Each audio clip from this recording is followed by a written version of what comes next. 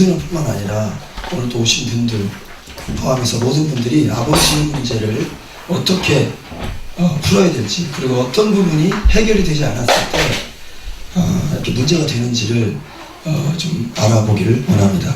두 가지 관점을 가졌습니다. 하나는 현재 내가 아버지의 엮여있는 문제가 어느 부분인가를 발견하는 시간이 좀 됐으면 좋겠고요. 또 하나는 자녀들, 여러분의 자녀들이 왜 왕따를 당하고 또 인간관계에 문제가 생기고 그다음에 수동적이고 자신감이 없는지, 이런 그 아이들의 문제가 왜 우리 아들이 저런 고통을 당할까를 원인을 좀 분석할 수 있는 시간 됐으면 좋겠습니다.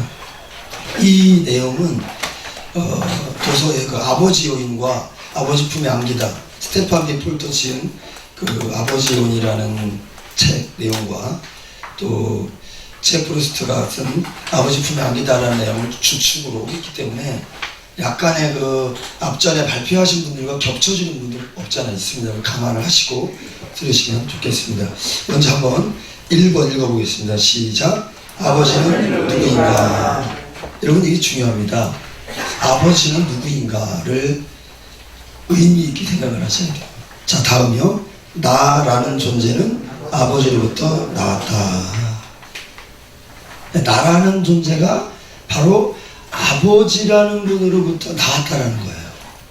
이것을 내 마음속으로 정확하게 인정하고, 이것은 다른 말로 표현하면 내가 아버지와의 어떤 불편한 관계가 있는가, 아니면 아버지와 아무런 느낌이 없는가, 아니면 아버지와 어쩌면 덜 지고 살지는 않았는가, 이걸 돌아볼 수 있게 해주는 거예요. 상처가 많으면 사실 기억을 안 합니다. 상처가 많은 사람들은 아예 아버지에 대해서 아예 기억하는 걸 싫어해요. 잊어버리고 살기를 원합니다. 그러면은 그래서 인생이 힘든 거예요. 이 치유적인 관점에서는 나라는 존재가 어디서 왔는지를 한번 되짚어봐야 됩니다. 그리고 아버지로부터 내가 나왔다면 내가 아버지와 현재 어떤 관계가 되는가, 그걸 짚어봐야 합니다. 자, 성경 말씀에 창세기 1장 27절 28절에 이런 말씀이 있어요. 생육하고 번성하여 땅에 충만하라. 하나님은 인류 최초 아담을 만들었을 때 아담을 지으신 다음에 하와를 만드시죠. 하와를 만들고 그들에게 명령을 하십니다. 생육하고 번성해라. 땅에 충만해라. 그리고 세상을 정복하고 다스려라. 근데 여기서 하나님이 인간에게 자녀를 낳도록 하시는, 자녀를 낳도록. 전 여기서 참 제가 이 말씀을 생각했을 때, 하나님이 아버지 없이 나를 만들지 않고 아버지와 어머니를 통해서 나를 태어나게 했다는 거. 중요합니다. 하나님이 자녀들을 아버지나 부모님 없이 단독적으로 만든 게 아니라 아버지와 어머니를 통해서 나를 낳도록 하셨다는 거. 그래서 인류 역사는 창세기 5장에도 아담이 계보가 나오잖아요. 아담이 셋을 낳고 셋이 에노스를 낳고 에노스가 게난을 낳고 게난이 마할렐레를 낳고 또 마할렐렐이 야렛을 낳고 야렛이 에노스를 낳고, 마태복음 1장에도 족보가 쭉 나옵니다. 누가 누구를 낳고 누가 누구를 낳고 누가 낳고, 그럼 나는 누가 낳은 거예요? 아버지가 낳은 거예요. 그거를 기억하라는 거예요. 나라는 존재라는 것은 그냥 단독적으로 하나님이 지었다는 게 아니에요. 나라는 존재는 하나님께서 아버지라는 분을 통해서 나를 태어나게 했다는 거예요. 나 누굴까? 바로 나라는 존재는 아버지로부터 나왔다. 네, 아버지가 날 낳으신 것입니다. 나라는 존재는 바로 아버지로부터 나왔다. 그러면 우리가 아기로 태어났을 때, 깐난 아이가 태어나면 이 아이가 얼마나 귀여워요. 그래, 아기가 있으니까 엄마가 젖을 주고 막 관심을 갖습니다. 일주일 기르고서 이 아이가 너 오늘부터 제주도 가서 귤농장 가서 귤 좀 따오고 독도에 가서 네가 공부 열심히 해서 잘 나가라. 일주일 길러주고 젖준 아이를 그렇게 보낼 수 있습니까? 그 아이는 혼자 제주도에 가서 살거나, 그 어린 아기가 독도에 가서 울릉도에 가서 혼자 살거나, 그 아이가 어린아이가 부산에 가가지고 자가시장에 가서 장사할 수 있는 아이가 아니에요. 아이에게는 반드시 보호자가 필요합니다. 그래서 그 보호를 해주는 사람이 아버지와 어머니가 있는데, 그 중에서도 아버지라는 부분이 차지하는 비중이 굉장히 크다라는 거예요. 아이한테. 자, 그 아버지와의 관계 속에 엮어지는 그 내용이 바로 인간관계를 크게 좌우합니다. 2번 읽어보겠습니다. 인간관계의 핵심 요인 아버지. 이어서요. 모든 인간관계의 힘은 출생 초기부터 아버지와의 애착관계에 달려있다.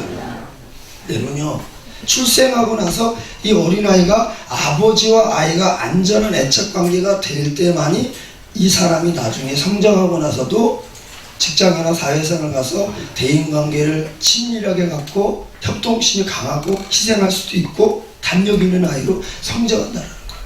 근데 이 아버지와 애착관계가 되지 않거나 이게 또 부실하게 되면은 인간관계나 사회생활에 지대한 영향이 있습니다. 바로 아이 때. 자, 애착 읽어보겠습니다. 1. 애착. 출생 후 아이가 성장한 동안에 아이와 접촉하고 정서적 유대감을 형성하는 방식을 의미한다. 아이는 애착을 기반으로 세계, 미래의 배우자, 아이들, 동료, 고객, 거래처, 상사, 그리고 자기 자신과 관계를 맺는다. 이 애착 이론에 대한 최초의 선구자적으로 이것을 발견하신 분이 존 볼비 박사인데, 영국 출신 정신과 의사 애착 이론의 선구자입니다. 자, 그 밑에 내용도 한번 읽어볼게요. 따옴표. 성격 발달에 있어서 아동이 가정에서 경험하는 것보다 더 큰 영향을 주는 경험은 없다. 여러분, 어린 시절 어린 아이가 가정에서 경험한다라는 거예요. 근데 그 가정에 누가 있어요? 아버지가 있어요. 아버지가 어린 시절 있었느냐? 아버지가 바빴느냐? 아버지가 나한테 어떻게 해줬느냐? 거기에 따라 그 어린아이와 아버지가 애착이 잘 이루어질 수도 있고 금이 갈 수도 있고 거리가 멀 수도 있는 거예요. 이게 놀라워. 이 청소년들이 치어다보면 이 과정이 그대로 밝혀져요. 그대로 밝혀져요. 너무 읽어보겠습니다. 이어서 특히 다른 사람과 관계에서 어떤 사람인가 하는 어린 시절 아버지와 함께 있다고 느끼는 경험은 자신이 어떤 존재인가, 특히 다른 사람과의 관계에서 어떤 인간인가 하는 느낌을 형성하는 초석으로 작용한다. 굉장히 중요하죠. 아버지와 아들, 아버지와 딸의 유대적인 그런 관계 속에 애착을 이루고 성장하는 아이. 핵심 포인트예요. 핵심 포인트. 나 자신이 왜 치유를 받으려고 할 때 바로 이 부분을 찾아내는 거예요. 그래서 아버지 어린 시절 내가 아버지 생각했을 때 거리감이 있었어. 아무것도 해준 게 없는 것 같아. 정서적으로 느낌이 없어. 자, 그러면 애착이 안 된 거야. 애착이 벌써 떨어진 거야. 아버지가 떨어져 있는 거야. 그 아이가 아버지가 떨어져 있다는 얘기는요, 외로운 거예요. 외로운 거예요. 외롭다는 아이 굉장히 많이 만나요. 외로운 뭐예요? 딴짓 다 합니다. 외로운 뭐예요? 외로운 아이 어떻게 해요? 자신감 없어요. 외로운 아이 다른 짓 다 해, 다른 짓. 다 빠집니다. 왜 그래요? 어린 시절 아버지와의 어떤 이런 애착이 형성이 안 된 상태에서 방치되거나 이런 상태에서 커버리면 문제가 돼요. 청소년들이 문제가 되는 거입니다. 자, 유대감이 형성되는 데는 아버지와 어머니 모두 매우 중요하다. 안아주고 끼얹고 먹여주는 행동 등 모두가 유아 세상에서 안전하고 안락하게 느끼는 능력을 발달시키는데 결정적인 역할을 하고 있다. 아버지와 맺는 초기의 애착은 이후 모든 인간관계에 대한 기대를 만드는 힘을 갖고 있다. 이 어린애기 때는 이러잖아요. 보통 안아요. 애기니까 하잖아요. 껴안아주잖아요. 자, 근데 이 아이가 좀 커요. 자, 크면 어떻게 하느냐? 조금 그냥 말이죠. 걸어다니면. 자, 그때는 정서적인 어떤 그 아이의 행동이나 어투에 대해서 반응을 해줘야 돼요. 막 공을 갖고 나다 튕겨가고 지가 놓고 있어도 엄마나 아빠가 여기 있어. 야, 너 그 공을 건드렸어. 네가? 어떤 이런 반응을 보여줘야 돼요. 아빠가 아들이 어떤 행동을 했는고 힘든 일을 하거나 어떤 멋진 일을 보여줬는데도 아버지가 아무 반응이 없으면요, 이 애착이 끊어져요. 조금 성장한 상태에서의 정서적인 아버지의 교감이 단절되고 마는 거예요. 이 연결, 정서적인 그 부분이 그 어린아이와 아버지가 연결되는 부분은 뭐냐면 아들이 아니면 딸이 어떤 행동을 했을 때 반응을 해줘야 돼요. 어머, 우리 아들이 이걸 했어? 우리 딸이 이걸 이렇게 그렸네? 엄마가 그렇게 했죠. 그래도 색깔이 너무 예쁘다고 하고 어떤 반응을 보여주는 거는 그 아이가 그 얘기를 들었을 때 우리 아빠가 되게 좋아하네 하면서 뭐가 생겨요? 아빠와 딸과 아빠와 아들 간의 정서적인 관계가 애착으로 이어지는 거예요. 어린 아기 때는 안아주고 뽀뽀하고 이거 했지만은 이게 조금 성장한 아이 있잖아요. 6살, 7살, 5살. 그런 아이들한테 애착은 뭐냐면 경청해주면서 반응을 해주는 거예요. 너무 중요해요. 근데 이 부분이 아이들, 청소년 아이들 치료하다 보면요. 문제 있는 아이들이 와서 치료하다면 다 여기에 걸려있어요.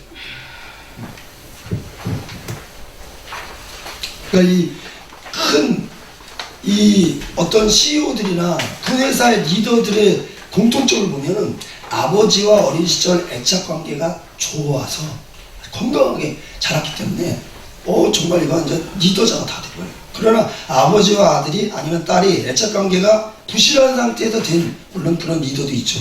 근데 그런 리더의 공통점들은 싸워요. 공격적이에요. 냉정합니다. 그런 리더예요.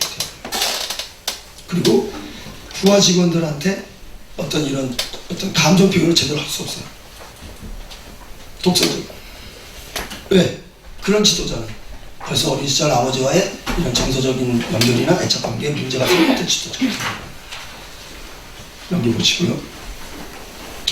사실 제가 부부치유도 이렇게 하다 보면은 부부치유 하다 보면 이게 다 여기서 부부간의 문제가 나중에 다 생겨요. 이것 때문에. 이 건강한 애착 관계로 아버지와 맺은 그 딸이 그렇게 성장하면요. 남편하고 관계 너무 좋아요. 남편 너무 좋아요. 여자분들, 부부 이 남편하고 싸우고 막 이렇게 이혼 갈등해서 이렇게 오면은 그 여자분 상담해 주잖아요. 아버지와 애착 관계가 다 깨져 있어요. 정서적인 유대 관계가 다 망가져 있는 그 여자분을 만나요.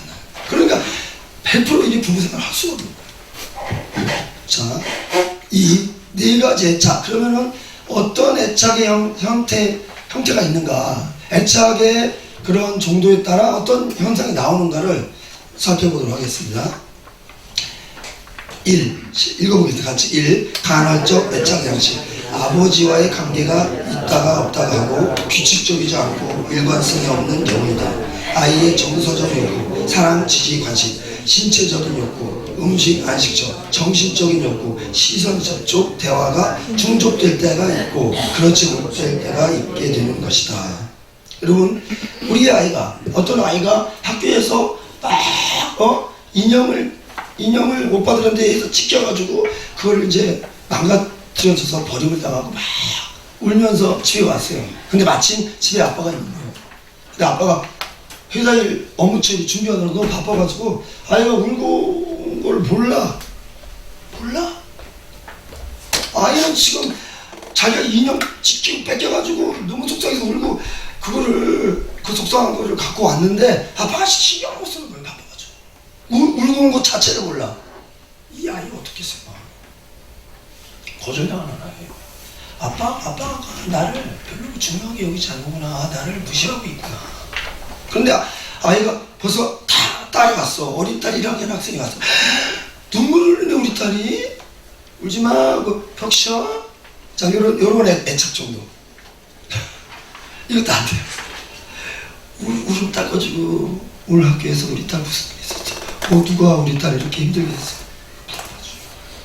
그러니까 이게 딸에 대한 어떤 사건이 터졌을 때 아빠의 반응이 너무 중요합니다.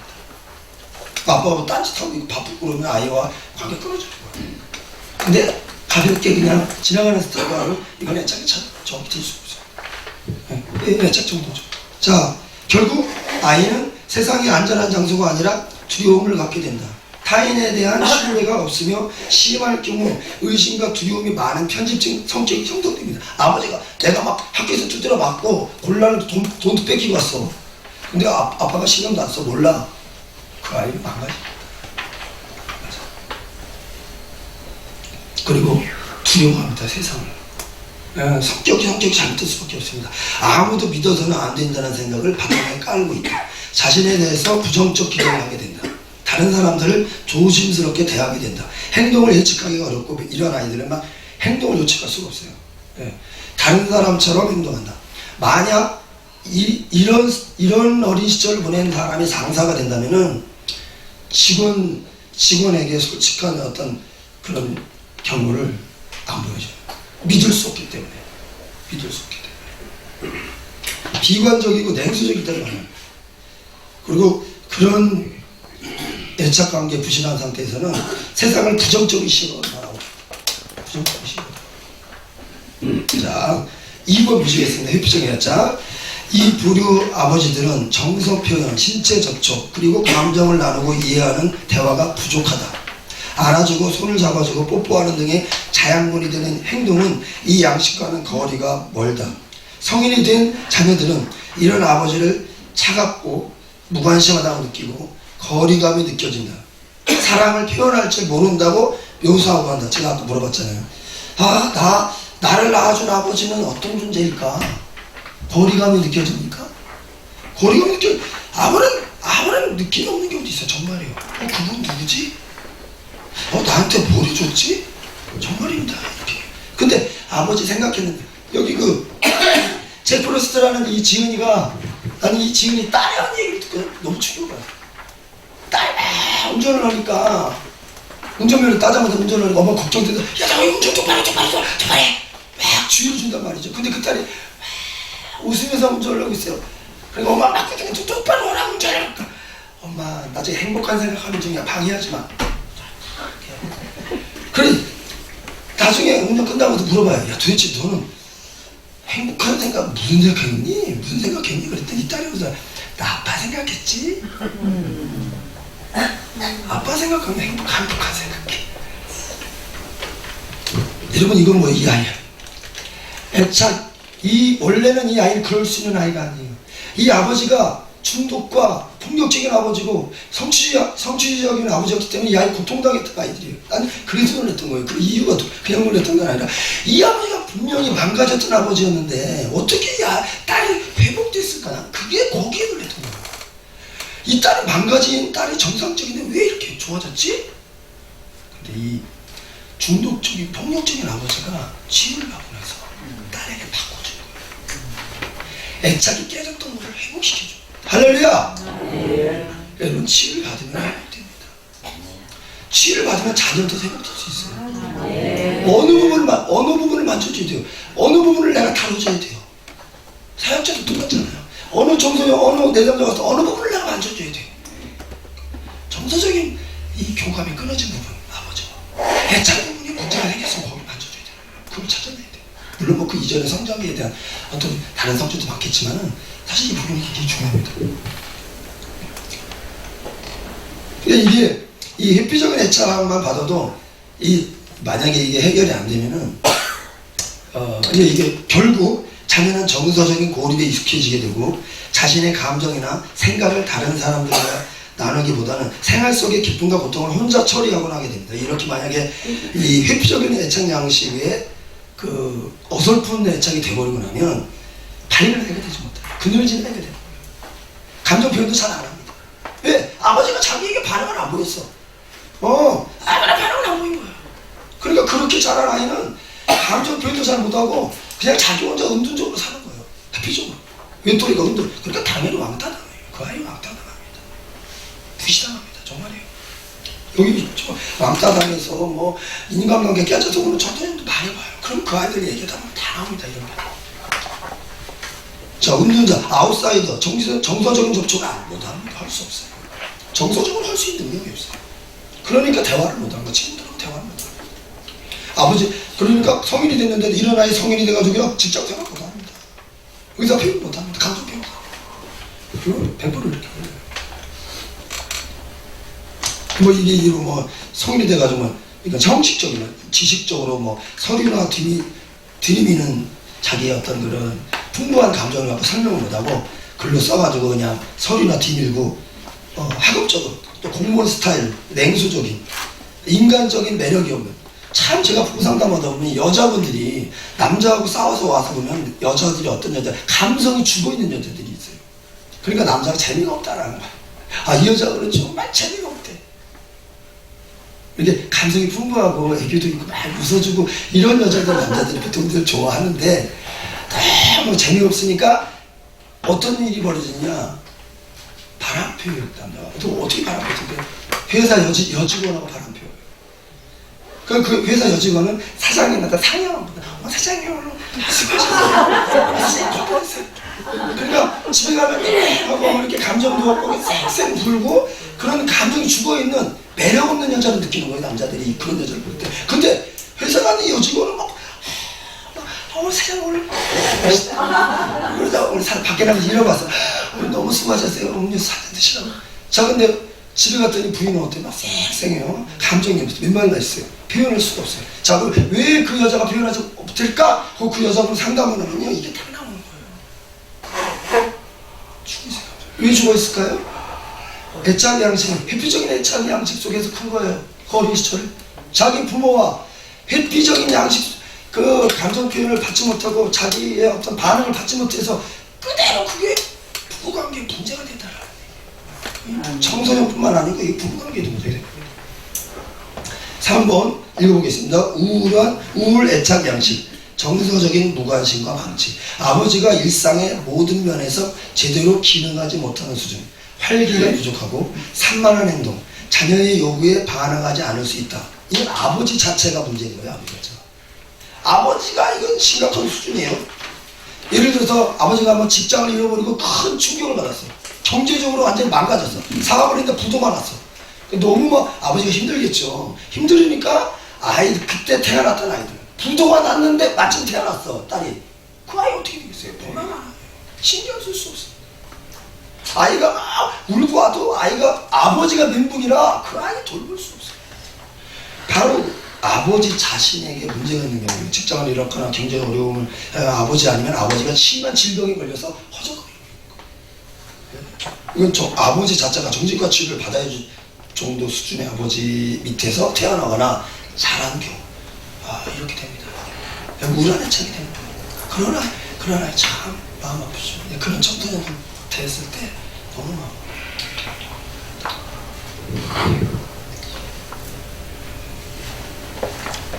자, 결국 읽어보겠습니다. 결국 아이들은 아버지의 불행이나 우울함과 자신이 아무런 관련이 없다는 것을 알지 못한다.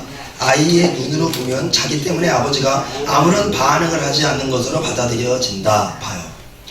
자기가 아버지가 바쁘거나 사업 망하는 걸 아이는 몰라요. 그저 내가 괴로운 일이 있는데도 아버지가 아무런 반응을 안 해주고 내가 예쁜 그림을 그리워도 아버지가 아무런 반응을 안 해준다고 느끼는 거예요. 아버지에게 무슨 일이 터지는 걸 몰라. 그저 자기가 어떤 이런 일이나 어떤 고민이나 이런 거에 대해서 아무런 관심이 없는 아버지를 느껴버린다는 거예요. 자, 그러면 이 아이는 어떻게 되느냐? 자기의 말이나 행동 때문에 아버지가 그렇게 행동한다고 보이는 것이 아이들의 전형적인 사고방식이다. 그 결과 아이들은 자긍심이 떨어지고 이를 보상하기 위해서 문제 행동을 하거나 자기 껍질 속으로 들어가 버린다. 자신들이 하는 것은 아무런 가치가 없다고 생각하기 때문이다. 봐요. 자신들이 그림을 그리거나 자신들이 어떤 고통을 당한 거에 대해서는 나는 가치가 없는 존재구나. 관심이 없구나. 아버지가 나에게 아무런 관심이 없구나. 이건 뭐예요? 반응하지 않아. 따라서 반응하라. 부부관계도 반응해줘야 돼요. 어느 분이 오늘 저 옷이 멋있다고 그러면 반응을 해줘야 돼. 부부관계도. 아이도 똑같은 거예요. 반응을 해줘야 돼. 어쨌든 환경적으로 반응을 하지 못했다면 애착이 우울한 애착이 되어버리는 거 아니에요. 그러니까 이제 봐요. 그림을 그려서 아빠한테 선물을 딱 했는데 제가 우리 아버지가 상장을 제가 다 갖다 드렸어요. 상장 이렇게 상장을 보고 있는 거예요. 반응이 없어. 상장을 갖다 드리는데 반응이 없는 거야. 보고 받으신 거야. 이야, 이 엄청난 걸 받아왔다고. 이렇게 얼마나 좋겠어요, 세상에. 우리 이제 제가 그래요. 우리 양촌에 가서 가끔 이제 상을 탄단 말이죠, 우리 아이들이. 그러면 다 우리 아들이 어떤 남자 밥상 앞에 식탁에 불안한 거지.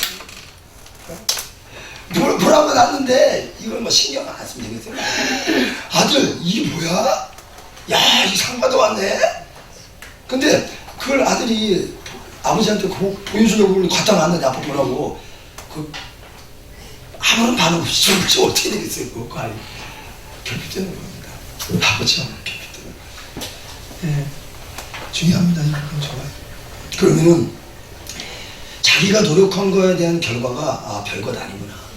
이게 조금 더 심해지면 나는 가치관을 해야 되는 거야. 네. 수치심, 자기 가치가 떨어지고 수치심이 형성됩니다. 자신감 당연히 자신감 없어요. 자, 네 번째 시작. 안전한 애착 양식. 아버지들은 자녀의 일상적인 욕구, 신체적, 정서적, 정신적 욕구를 일관성 있게 충족시켜 준다. 이 안전한 애착이죠. 시선적으로 아기 때는 눈빛을 보고 웃어주고, 아기 때는 그러죠. 눈빛을 보고 웃어주고, 막 까꿍까꿍 해줘. 그 다음에 조금 하면서 스킨십 해주고, 안아주고, 뽀뽀해주고. 자, 그 다음에 조금 성장했어. 5살, 6살. 그때 칭찬 막 해주는 거예요. 칭찬 막 해줘. 놀아주고. 그럼 뭐요? 이게 뭐냐면 유대감을 형성하는 거예요. 유대감. 정서적 유대감. 아기 때는 애착을 갖는 것이고. 근데 이런 아이들은 아버지를 어떻게 해요? 신뢰할 수 있게 된다.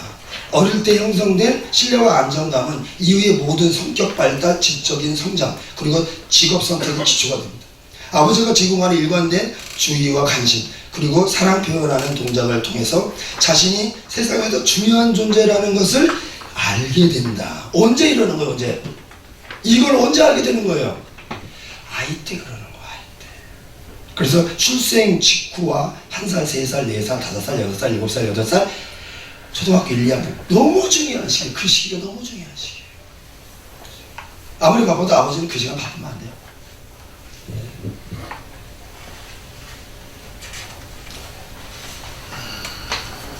산발적인 관심보다 일관성이 중요한 요소이다. 아버지로부터 사랑과 지지를 기대할 수 있으면 아이가 배우게 됩니다. 듬직한 아버지가 있는 거예요. 자기 그 아이는 언제나 듬직한 아이야. 그러니까 나중에 성장하고 나서도 모든 돌파합니다. 문제 해결 능력이 상당히 강해요. 문제 해결 능력이 상당히 강해요. 넘어가 보겠습니다. 결국 어른이 되었을 때 일을 잘하고 야심찬 작업상 목표에 도달하고 자신감이 넘치고 대인관계가 좋고요. 위협을 감수하고 남을 이해하며 동료를 신뢰하며 협동심이 좋고요. 결단력 있는 리더십으로 위기상을 다 대처할 수 있는 사람은 딱 대부분 이런 아이입니다. 자, 그런데 지금 제가 이 애착 양식에 대한 것을 아버지의 입장에서 이 지금 4가지 애착 양식은요, 아버지의 입장에서 어린아이에게 어떻게 해야 된다, 반응해야 된다, 안아줘야 된다, 대화를 해줘야 된다, 이 관점에서 말을 했어요. 근데 지금 표현하기는 제가 아이의 입장에서 했지만, 근데 지금 이 3번에 아이의 4가지 기본 감정의 욕구가 있는데, 이 아이의 4가지 기본적인 감정은 아버지 욕구가 아니에요. 이거는 아이 욕구야. 이 애착 양식에 대한 거는 아버지, 어른에 대한 입장에서 쓴 것이고, 이 아이 4가지 기본 감정 욕구는 어른의 욕구가 아니고 아이의 욕구. 아이의 욕구. 관점 좀 다르긴 하죠. 자, 한번 읽어보겠습니다. 어린 아이들은 부모를 우러러본다. 아주 어렸을 때는 당신의 아버지가 당신의 기본적인 감정의 욕구를 채워줄 것이라고 기대한다. 가정의 아이들이 세상과 관계를 맺는 방법을 배우며 이때 배운 것은 평생 당신의 관계를 좌우한다. 이 4가지 욕구가 채워지지 않은 채 내버려 둔다면 하나님이나 다른 사람들과 건전한 관계를 갖기가 무척 어려워진다. 나는 어떤 욕구가 안 채워졌을까? 이걸 한번 알아보겠습니다. 자, 첫 번째, 무조건적인 사랑을 받고 싶은 욕구. 아버지는 그의 자녀들에게 의식주를 제공해 주는 것만으로는 충분하지 않다. 또한 그들을 아버지의 방식대로 사랑하는 것만으로도 부족하다.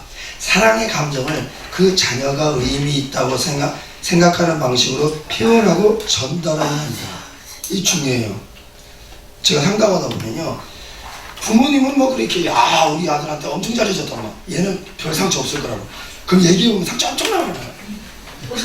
엄청 많아요. 그래서 뭐 심지어는 또 아버지가 뭐 어떻게 했어? 짜증나요. 또 왜? 내가 하고 싶은 걸 안 해줘요. 공부를 안 해줬어. 또 뭐 자기를 신경을 너무 많이 쓰면 어떻게 해? 햄버거나 콜라, 사이다, 피자 이런 거는 1천 먹게 안 돼요. 근데 그거를 얘가 너무 힘들어. 그럼 뭐 먹어? 야채 먹고 과일 먹고 보약 먹고 쓸려 먹고 약 먹고 맨날 그러는데 그게 나중에 너 상처 좀 써봐 그랬더니 쓴 약 먹기 싫어서 한 번은 억지로 먹었는데 그게 너무 싫어서 탁 뱉었다. 그랬더니 맞았다. 맞았다. 이 새끼 너 생각하면 그러니까 부모는 엄청 사랑해준 거지. 막 신경 쓰고 건강 챙기고 막. 근데 왜 아이의 욕구가 채워지잖아. 우리가 아이의 입장, 제가 그랬잖아요. 이거는 어른의 입장이야. 어른의 욕구가 아니고 아이의 입장. 그게 지금 핵심이에요. 어른 입장에서 살아야 돼. 그럼 어른 입장에서 살아야 아이를 품고 있는 거예요 지금. 아이의 욕구가 무엇인가를 알아야 돼요. 어른의 욕구는 뭐 더 보양 먹이고 뭐 좋은 거 다 해주죠. 근데 아이를 품고 있는 거예요. 아이가 하고 싶은 욕구가 따로 있어요. 물론 건강 생각해야 되니까 그 인스턴트 식품을 좀 줄이는 건 맞지만 그걸 완전히 막는 거는 아이가요 정서적으로 메말라요. 우리 아빠는 나를 안 채워주는 거예요. 정서. 그렇게 느껴요. 이 욕구가 그런 거죠. 그런 차이가 있는 거죠. 예. 자, 네.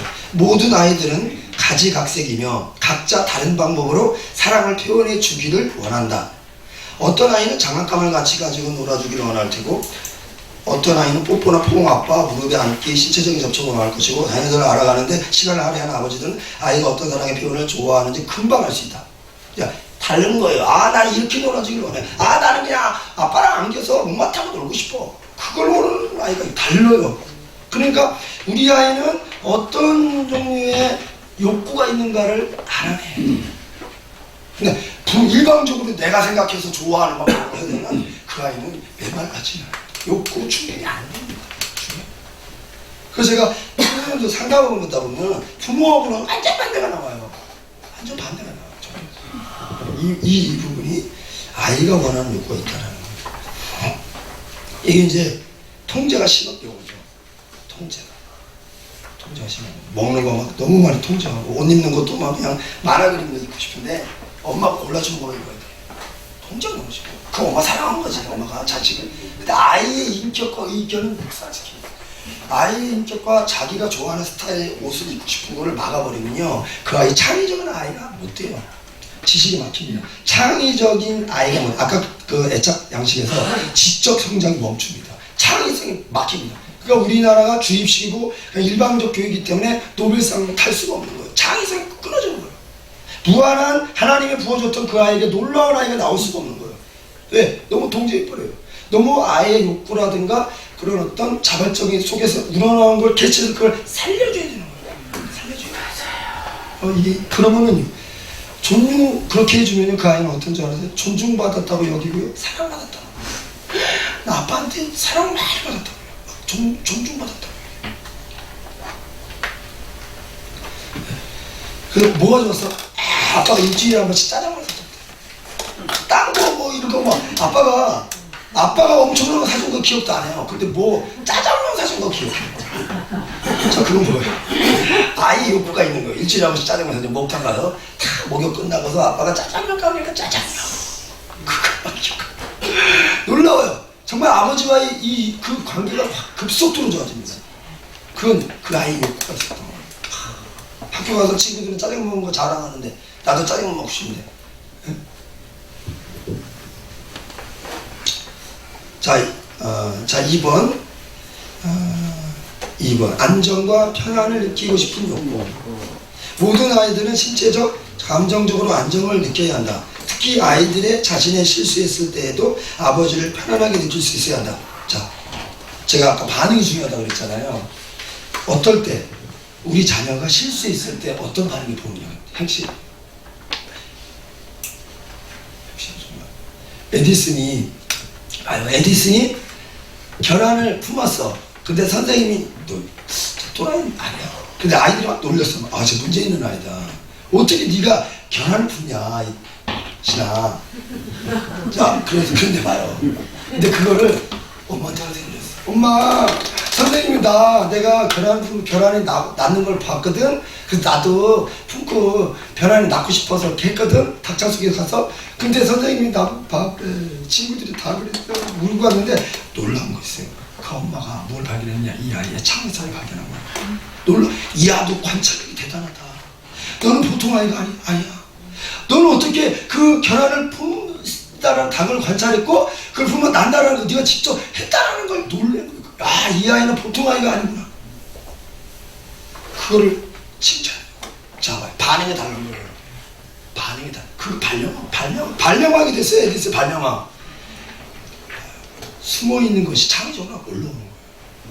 근데 이게 반응을 어떻게 봐요? 근데 그거는 이제 그렇게 반응을 했지만 여기서 뭐예요?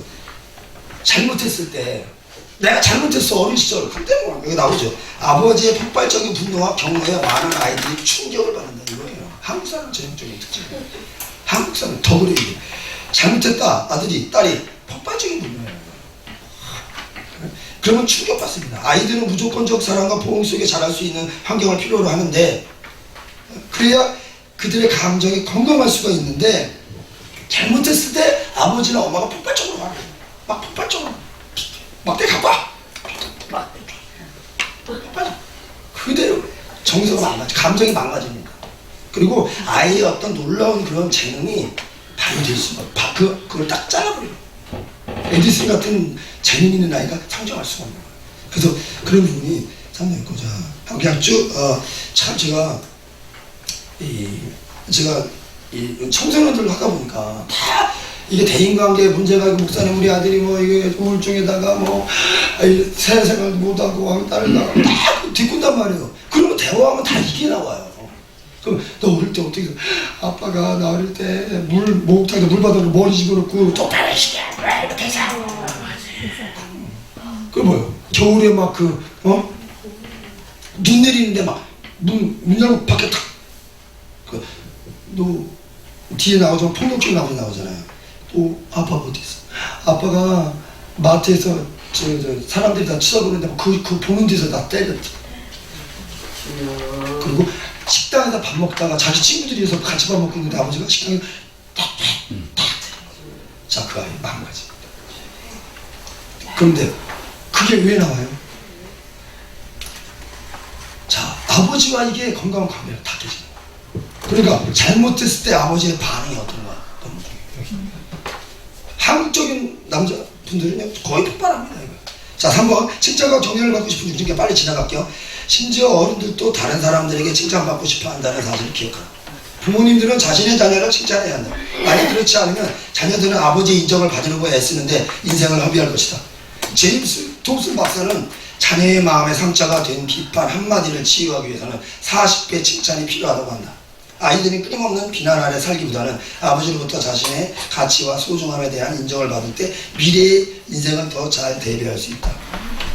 예. 방귀깨도 우리 아들 방귀 소리 멋져 이렇게 해야죠.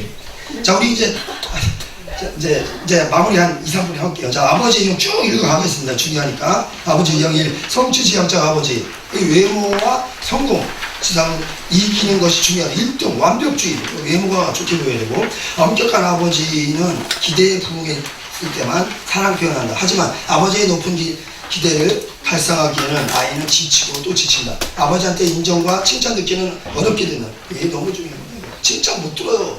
완벽주의 아버지는 칭찬 못 들어요. 마음에 신뢰가 없다. 아버지로부터 사랑과 인정, 칭찬을 충분히 받지 못한 채 완벽한 걱정과 엄한 기준만을 요구당하는 자녀들은 성인이 된 후에 문제를 일으키는 소지가 굉장히 많습니다. 굉장히 많습니다. 정말 정서적으로 상당히 문제 많아요. 자, 지나가고요. 내 자신이 아버지의 마음에 들기에는 너무 부족하다고 생각하는 거야. 공부를 1등 얻은 아이가 2등 못 떨어졌어. 자살합니다. 왜 난 이해가 안 되잖아. 1등 얻은 아이가 2등 했다고 떨어져 자살했어. 왜 그런지 아세요? 완벽주의 아버지 밑에서 큰 아이예요. 왜? 나 1등 못하면 나는 인정 못 받아? 아빠가 그 고통을 하다가 죽는 거예요. 심각한 거예요. 예, 넘어가고요. 자, 2번 소극적인 아버지상 무능한 아버지 자녀들에게 큰 기대를 걸지 않는다. 그렇지 않아 딱히 거절도 하지 않지만 한 집에 있어도 아이들에게 마음을 두지 않고 무관심하다. 자, 3번 권위주의적 아버지. 자, 4번 학대적 아버지 알코올 중독 아버지 폭력적 아버지요. 저희 아버지가 비슷하죠. 저희 아버지는 이제 폭력적이면서 알코올 중독이면서 소극적인 아버지 무반응 아버지 웃지도 않으시고 그림을 보고도 아무 말씀하시고 그러면서 화날 땐 무서워. 망가지죠. 완전히 극단적으로. 예, 언어 감정 실제적으로 다 망가집니다. 예. 이건 정상적으로 하소연이 정말 인상이 많지만은 자 여러분, 그래서 우리는. 자, 그리고 정말 아버지의 부재 심각합니다. 5번 한번 읽어볼게요. 5번. 아버지의 부재. 집안에서 눈에 보이지 않는 아버지다. 네, 아버지 부재죠. 자, 아버지의 죽음이나 일찍 돌아가셨거나 이혼을 했거나 아니면 고의적으로 아이를 버렸거나 아니면 직장 때문에 해외로 떨어졌거나 아니면 뭐 한 달에 한 번씩 아버지를 만난다든가 이럴 때는 이게 아버지에 대한 부재입니다. 그리고 오랜 기간에 아버지가 질병으로 병원에 입원해 있거나, 자, 이 아이는 아버지가 교감 자체를 가질 수가 없어요. 이거 정말 제가 이런 게 너무 많습니다. 우울증 걸려서 굉장히 많아요. 아버지와 관계가 없어요. 그리고 이거 바람피는 아버지, 이런 경우 굉장히 많이 봤어요. 배신자, 나를 버린 아버지. 자, 어쨌든 이제 잘 읽어보시고요. 정말 여러분이 아버지에 대한 나의 치유를 어떻게 점검할 것인가, 그리고 나의 자녀들에 대해서 어떤 부분 때문에 이런 문제가 됐는가를 찾아서 치유의 기회로 삼으셨기를 주님의 이름으로 축복합니다.